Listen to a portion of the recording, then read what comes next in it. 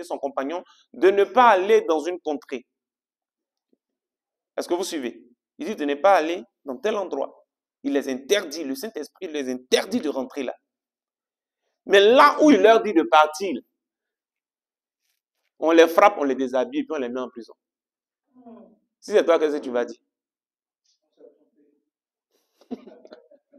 Mais si on savait, on allait partir l'autre côté là. Parmi les deux, même si avec rien qui était Chanel même là. Il allait dire à l'autre, tu as vu? Toi, c'est toi qui connais tout. Voilà, maintenant on est en prison. Voilà, maintenant on nous a frappés. Alors que si on était parti de l'autre côté, c'est pas sûr qu'on allait vivre ça. La Bible dit que les deux se sont mis à louer Dieu. Ça veut dire que les deux étaient spirituels. Je vais vous dire une chose. Si vous êtes sûr de ce que Dieu vous dit, ce qu'on raconte autour là, que ce ne soit pas votre problème.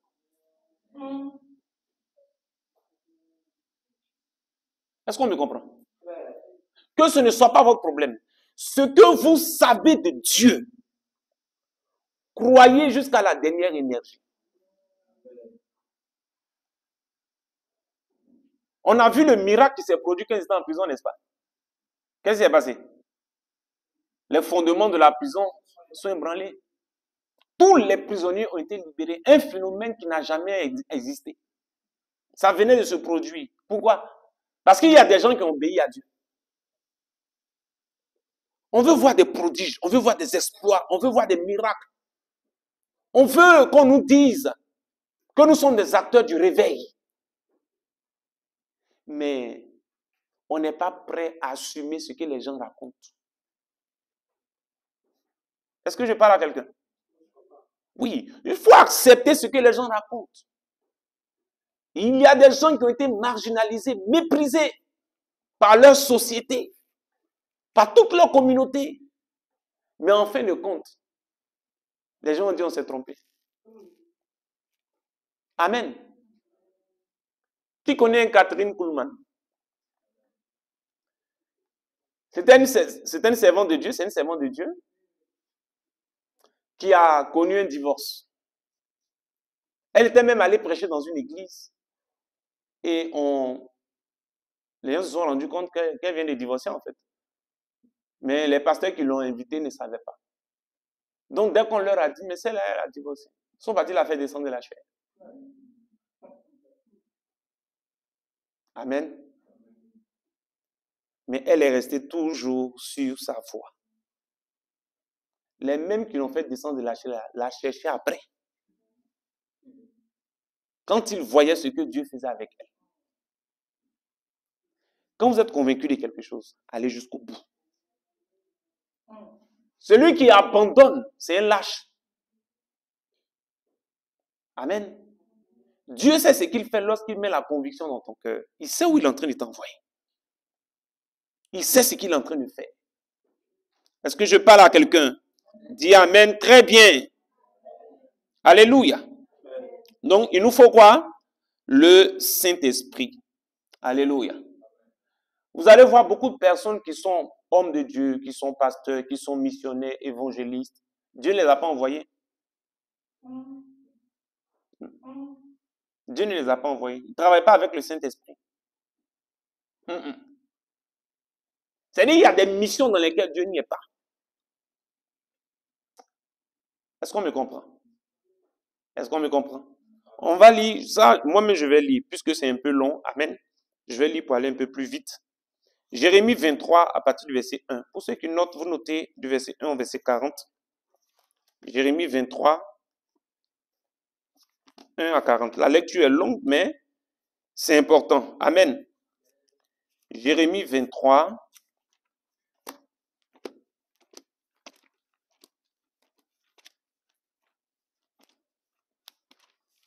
Jérémie 23 à partir du verset 1.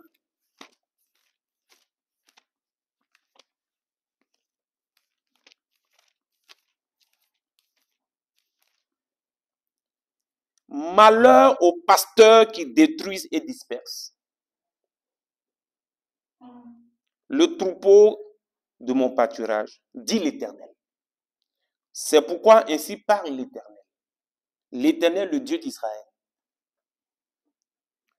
Sur les pasteurs qui paissent mon peuple, vous avez dispersé mes brebis. Vous les avez chassés. Vous n'en avez pas pris soin. Voici, je vous châtierai à cause de la méchanceté de vos actions, dit l'Éternel. Et je rassemblerai le reste de mes brebis de tous les pays où je les ai chassés. Je les ramènerai dans leur pâturage. Elles seront fécondes et multiplieront. J'établirai sur elles des pasteurs qui les paîtront. Elles n'auront plus de crainte, plus de terreur, et il n'en manquera aucune, dit l'Éternel. Alléluia.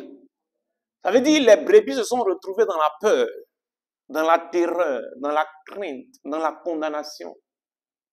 Quelle est cette parole qu'on donne? Et le peuple n'est pas dans la joie, le peuple est plutôt dans la crainte et dans la condamnation.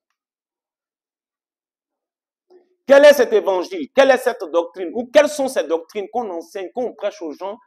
Et les gens sont dans une peur constante. Alléluia.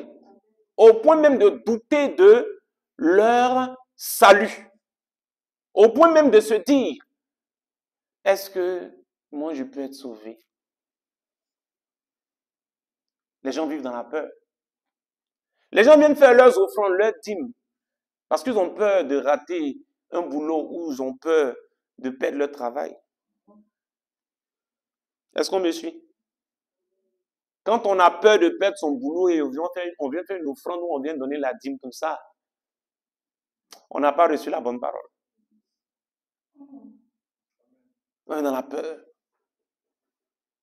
On vient faire une offrande pour que Dieu fasse quelque chose. Ça veut dire qu'on nie ce que Jésus a fait pour nous. La Bible dit quoi? En lui se trouve toute la plénitude de la divinité. Dites-moi ce que vous n'avez pas. Nous avons tout en lui, n'est-ce pas? C'est écrit ou c'est pas écrit? On a tout en lui. Donc quand je cherche à donner quelque chose à Dieu pour qu'il puisse me donner, en fait, je ne crois pas que j'ai tout. Ça fait 1. Et de 2, je me dis que si je ne donne pas, il ne va pas me donner. C'est la crainte, c'est la peur. Mais ces enseignements sortent d'où? Ça vient d'où? Amen. Amen. Où est passée l'œuvre de la croix? L'œuvre de la croix a eu lieu et aujourd'hui nous sommes appelés enfants de Dieu, n'est-ce pas? Nous, qu'est-ce que nous avons fait? Et qu'est-ce que Jésus a fait?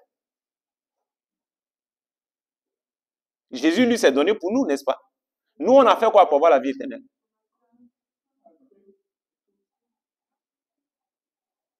Alléluia.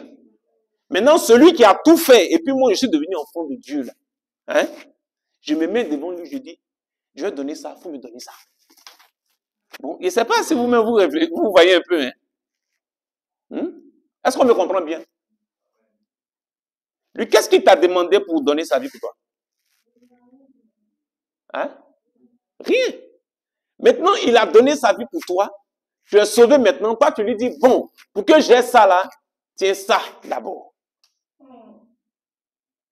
Ah donc, c'est toi qui connais l'intérêt. Comme si lui t'avait demandé quelque chose avant de donner sa vie. C'est pourquoi la parole de Dieu dit que l'amour parfait bannit la crainte. Quand il y a l'amour parfait, il n'y a pas de crainte. Tu ne fais pas du bien à ton mari parce que tu as peur qu'il fasse ceci ou qu'il ne fasse pas ceci. Est-ce que quelqu'un me suit bien? Tu fais du bien à ton mari parce que c'est ton mari. Tu fais du bien à ta femme parce que c'est ta femme. Dis Amen. Mais quand tu cherches tu dis, bon, je vais faire ça là, sinon, je ne vais pas avoir ceci. Est-ce que vous comprenez? Je vais donner des cadeaux à ma femme comme ça. Si je lui demande d'aller avec elle, elle va accepter. C'est quoi ça? En fait, il n'y a pas d'amour. Est-ce que vous suivez? Il faut faire des cadeaux, des présents à ta femme parce que c'est ta femme. Point. Quelqu'un me dit point final. C'est ça l'amour. Et c'est dans cet amour que nous sommes avec Christ. Est-ce que vous me comprenez? Il nous a aimés le premier. C'est pourquoi nous sommes aujourd'hui ses enfants. Nous faisons tout par amour, pas par crainte, pas par peur. Nous ne sommes pas dans la condamnation. La Bible ne dit-elle pas qu'il n'y a plus de condamnation pour ceux qui sont en Jésus-Christ? D'où vient le fait que parmi nous, certains craignent la condamnation? Ça vient d'où? Alléluia. Alléluia. Ça vient de ce que je suis en train de lire. Je relis à partir de verset 4. Il dit, j'établirai sur elles des pasteurs qui les paîtront. Elles n'auront plus de crainte, plus de terreur. Alléluia. Quelqu'un dit, il s'agit de moi. Il n'en manquera aucune, dit l'Éternel. Voici les jours viennent, dit l'Éternel, où je susciterai à David un germe juste. Il régnera en roi et prospérera. Il pratiquera la justice et l'équité dans le pays. En son temps, Juda sera sauvé. Israël aura la sécurité dans sa demeure. Et voici le nom dont on l'appellera, l'Éternel notre justice. C'est pourquoi voici. Les jours viennent, dit l'Éternel, où l'on ne dira plus l'Éternel est vivant, lui qui a fait monter du pays d'Égypte les enfants d'Israël.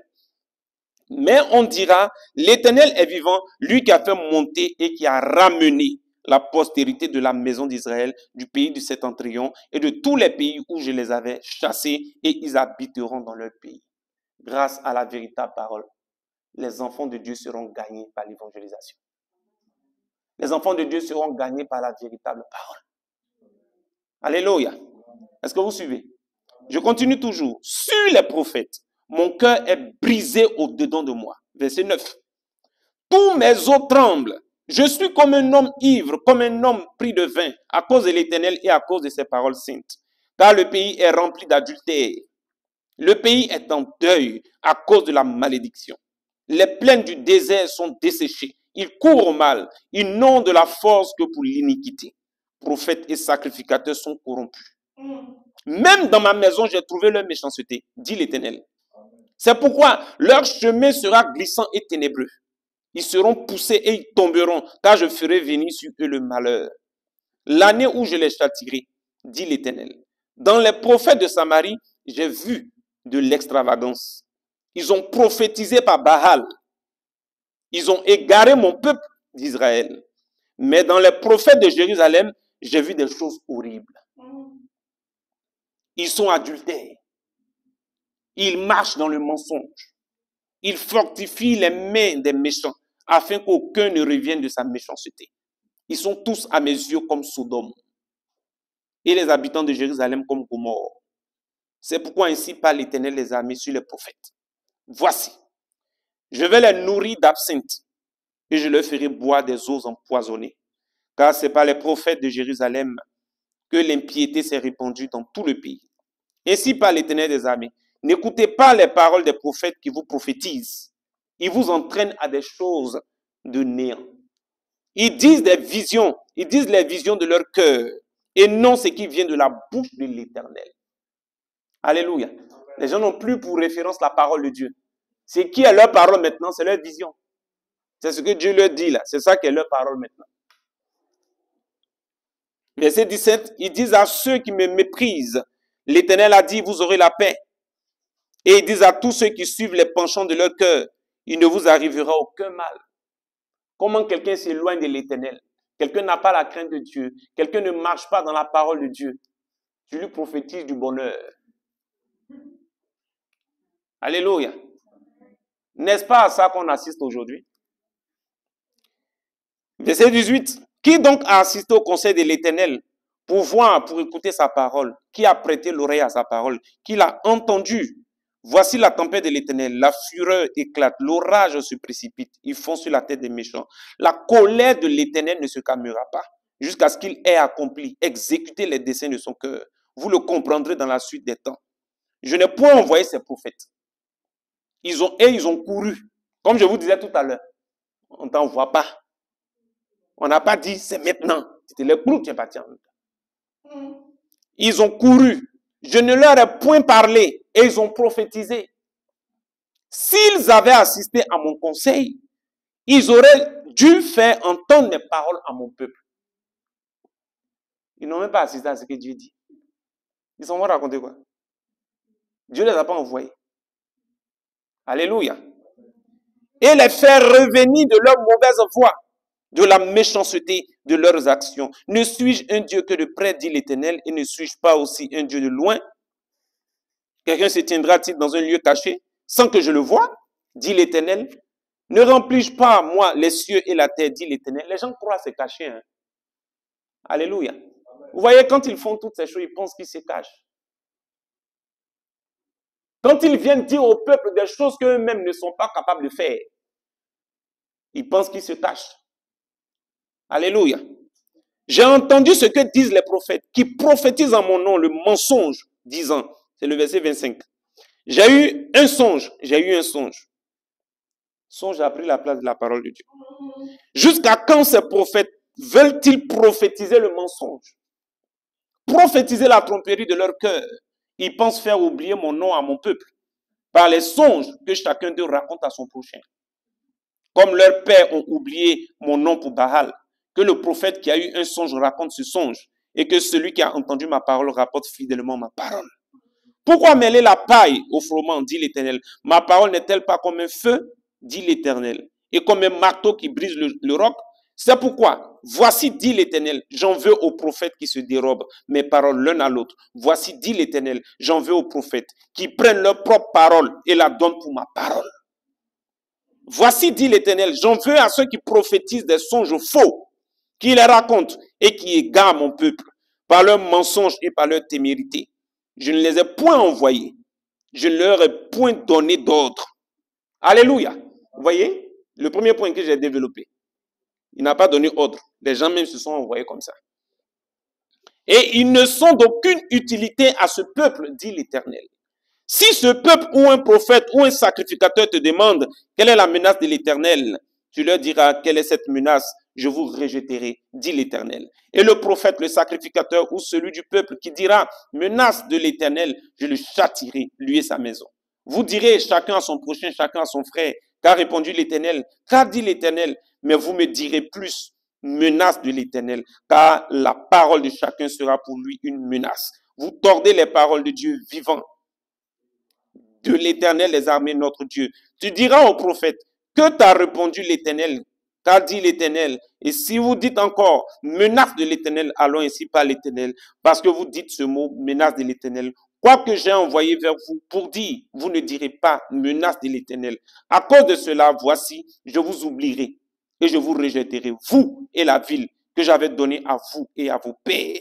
Je vous rejetterai loin de ma face. Je mettrai sur vous un opprobre éternel et une honte éternelle qui ne s'oublieront jamais, qui ne s'oublieront pas. Acclame le Seigneur pour la parole de Dieu.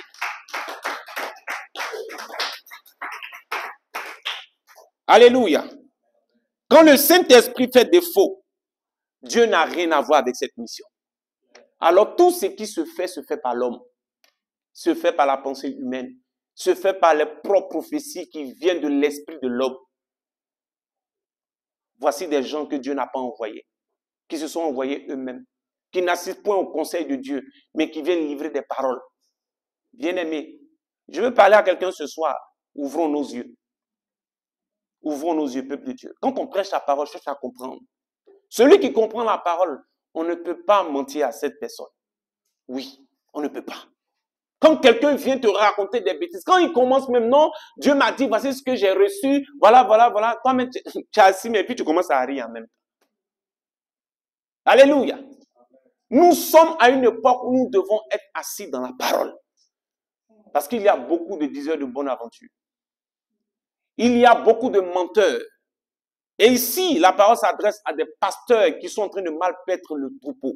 La parole s'adresse à des prophètes qui sont en train de faire un autre travail que doivent faire des prophètes. Alléluia. Est-ce qu'on me reçoit très bien? Donc quand dans la mission, le Saint-Esprit n'y est pas, c'est la destruction. C'est autre chose. Que le Saint-Esprit soit dans la mission qu'il te confie. Tout ce que tu poses, tout ce que tu fais, je ne sais qu'est-ce que tu fais dans la maison de Dieu, mais ce que tu fais, que ce soit par l'Esprit de Dieu, par le Saint-Esprit. Alléluia. Alléluia. Je passe au troisième point. Le troisième point, je veux parler de